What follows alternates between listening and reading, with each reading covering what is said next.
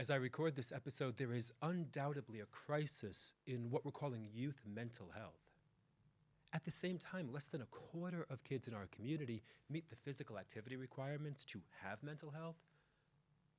7 out of 10 high schoolers get insufficient sleep on a daily basis. Most teens that I know have no idea how to cook a nutritious meal, how to build an exercise program, and have absolutely no outlet for social community other than social media, which is the greatest facade, the impression of a community that we could possibly create.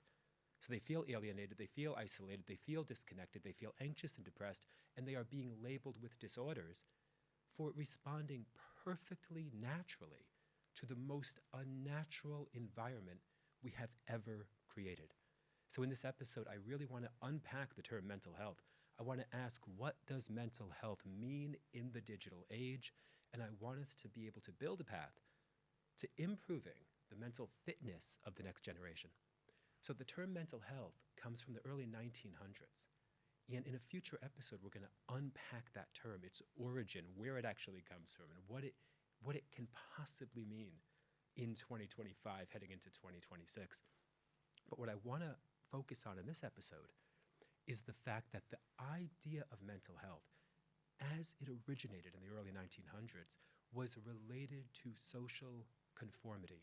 How well did you fit into the existing social ecosystem? And that is all that the term can mean, because a mind cannot be healthy. That is a subjective appraisal of the essence of human individuality. Mental health is a term that can only make sense in the context of societal structures. What is mentally healthy in this country, for example, may be mentally unhealthy in another, and vice versa. And it is so important as we use the term mental health to understand the subjective nature of that term, and to understand once again that a heart can be healthy, my liver can be healthy, my brain can be healthy, my bones can be healthy, but whether my mind is healthy is a subjective idea rooted in the social norms of a culture. There are cultures where it's perfectly mentally healthy to cut off somebody's hands if they are a thief. That person will commit that act and then just go home and go on their lunch break because they're not doing anything wrong. There are cultures where it is mentally healthy to stone a woman to death for certain societal offenses. And it's just part of the community's day. There's nothing wrong with that in their eyes. There are cultures where it is perfectly normal to talk to the deceased out loud, but if I did that walking through the streets of London, people might think something was up, because the term mental health refers to social norms. It can only refer to that.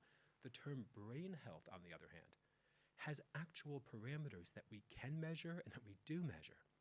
Heart health has parameters that we can measure and we do measure.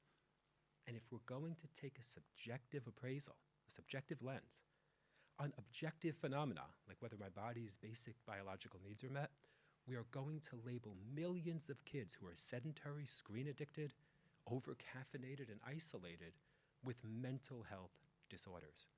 But if we take a new lens, a science-based lens, a lens that respects the potential of each child, and we ask, are their baseline physiological needs met? And are their social needs met? And are they around inspiring adults? And do they have a sense of purpose? And are they prepared to thrive in an ever-changing economy?